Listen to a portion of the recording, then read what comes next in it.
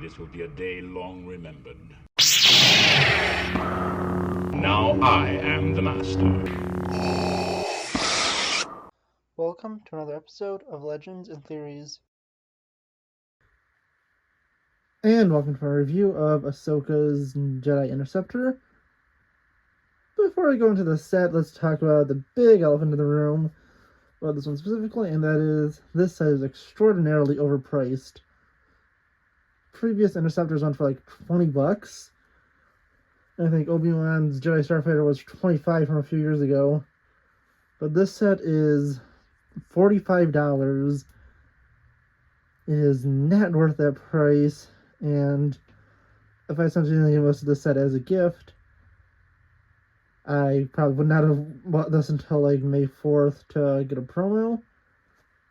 But since most of it was a gift, I decided, and that was through gift cards, I decided, you know what, why not to get this, because I really wanted that Anakin figure specifically, and I really liked the Starfighter design, although I didn't realize how much until I built it, because this might be the best Jedi Interceptor they've made.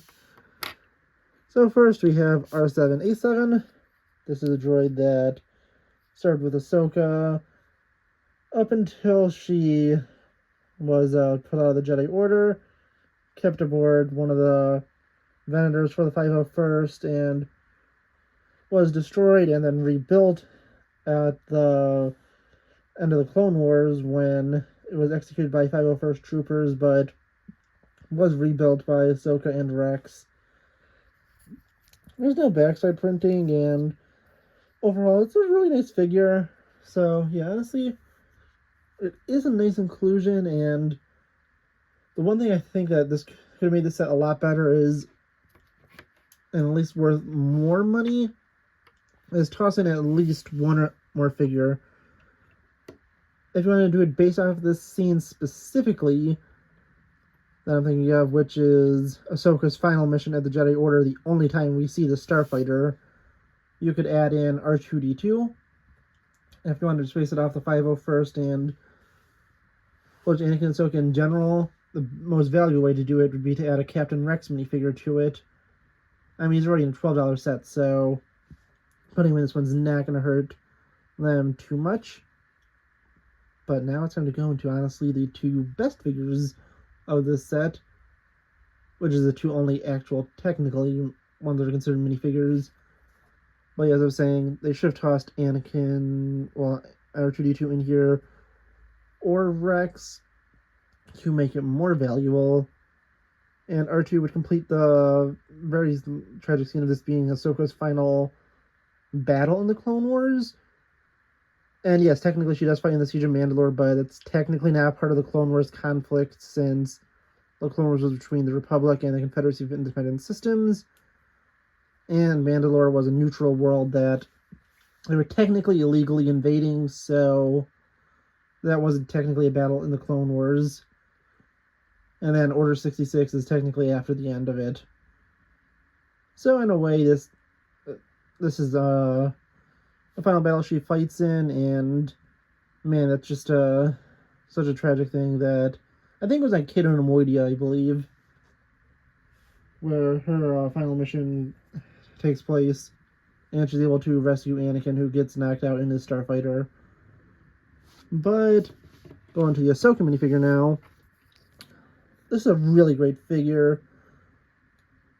I do wish we got a new piece for her Leku.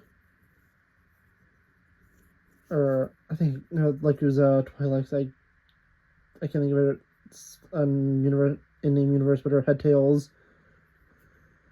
But yeah, it's a really nice looking figure.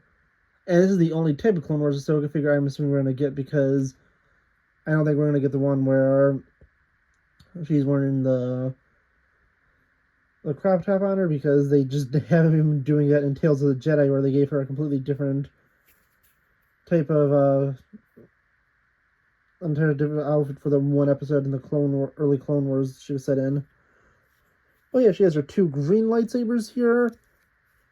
since those are the ones that she has before Anakin modifies them and changes out the kyber crystal for whatever reason. But the head tails, print-wise, it's new, but lengthwise is the same as the adult Ahsoka. I did check because I took all the figures out of the advent calendar and checked the size between the two of them. They were the exact same. But I think the head print is new also. She's a more happy and an angry one. And this is to represent her being way, way, way younger since she's only a teenager. She also has some pretty cool mid-legs. And that helps just show her as younger than Anakin. And yeah, overall, this is a really nice figure. I do have the original one of this, which I did buy secondhand. That's the only other version of the Clone Wars Ahsoka I have, although it's probably not too expensive to get the one from seasons 1 to 3.5. But finally, we have my favorite minifigure of this set, and that is the first Anakin Skywalker minifigure that doesn't have Clone Wars eye printing, Sith eyes, or a pilot's piece since the Revenge of the Sith sets 20 years ago. Yeah, that's insane. This is the first Anakin Skywalker with modern printing that you could get without those conditions. The closest one we had before this was the one in the Mustafar set from, I think it was 5 years ago. And that one has Sith eyes on the backside, so that doesn't apply towards this, but this is an incredible looking figure. And he just really looks amazing. I remember the huge difference between his season 5 outfit and his episode 3 outfit. So I think this is based off of season 5, but could be off of episode 3 since we're going to get a bunch of episode 3 sets later this year. So honestly, it is interesting, and this is personally my favorite minifigure because, as I said, we haven't had a actual Anakin Skywalker minifigure that fits in with the rest of, like, you know, modern Lego minifigures ever, since they all have a pilot's piece on him. So truly is amazing to have, and I'm glad Ahsoka doesn't have one, since I don't think we ever see one with her on. I'd much rather have just a normal head print for her, even though that would be slightly inaccurate. But now let's look at the Interceptor she has, and man, this is such an amazing set. Don't get me wrong, just remember, this set costs $45. Wait for this to be on sale unless you are getting it basically as a gift. And it's not your money, so you don't have to worry about that. But I still have to pay for like $15 to $20 of this. So yeah, honestly, it looks cool when you extend its wings out. I don't remember if I did Anakin's, but I think I did Obi-Wan's. And I just love the backside here. Super round and transitions into the cockpit really well. Also a good bump down here for our 7 to go in. And the stickers overall look really good. And are easy enough to pull off if you mess up. So I do that at most of the wings. But yeah, honestly, it just looks incredible in here. Cockpit looks really good also. You can take Ahsoka, put her on here. There's a unique sticker to represent the control system here, which is something nice. I can then take her, put her on, and close it. Then looking at it even more, there's just this spot for R7, so you could take him and pop his head off. This is not like the older sets where they would have some kind of play feature in these, just so you could distinguish, not only distinguish them from one another, but have a built difference between the two different fighters that are basically the same designs, just different colors. But that's not really on here, so it's really one feature that wouldn't be on other fighters for the specific reason that Ahsoka carries 2 lightsabers. I say that in a minute. There's this nice blaster design towards the front, but it's nothing too special. It's basically the same thing on all the other ones. Like in the bottom, it does have a nice overall look from the bottom, and the wings do have stickers on them. You can see, I think the regular shooters are pretty well hidden. And then the one feature that wouldn't be on all versions of Starfighter if they decided to keep this design is having 2 lightsaber clips, because most Jedi only use 1. But since Ahsoka does use 2, it makes sense for there to be 2 on here. And yeah, overall, it is really nice. One thing I am curious about is if it was designed for her with mid-leg specifically, or if you could just really fit a normal figure inside. So, placing Anakin on.